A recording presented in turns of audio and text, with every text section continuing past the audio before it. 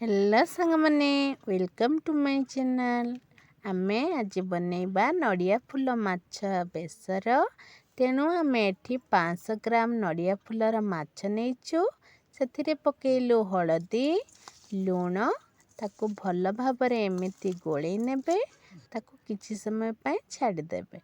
एपटे कड़ाई रे तेल गरम करिकी नड़िया फूल माछ को पकई भल भाबरे भाजी नेबा। एपटे मसला पाई मु नेछि सोरिष जीरा रसुण पियाज एकु आमे बाटी नेबा। मो बाड़ी रु तोलिली कमला ताकू दुई फाळ करी काटी नेली। सेथिरु बाहर करनेली रस। कमला रु रस बाहर करि सारिबा परे मु एठी काटी नेछि कंचा लंका टमाटो।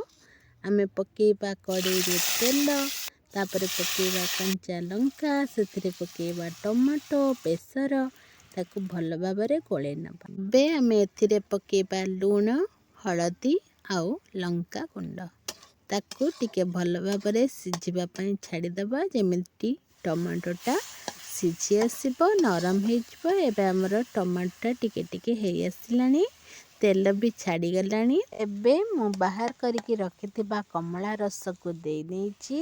देखंतु एथिरे आमे दबा किछि पानी। एबे आमे से पानी को फुटिबा पई छाडी नेबा। देखंतु पानी हमर एठी फुटी आसिलानी भल भाबरे फुटी गलानी। आमे एठी दबा भाजिकी रखिथिबा माछ। एबे आमे आस्ते आस्ते करिकी सबो माछ देई नेछु।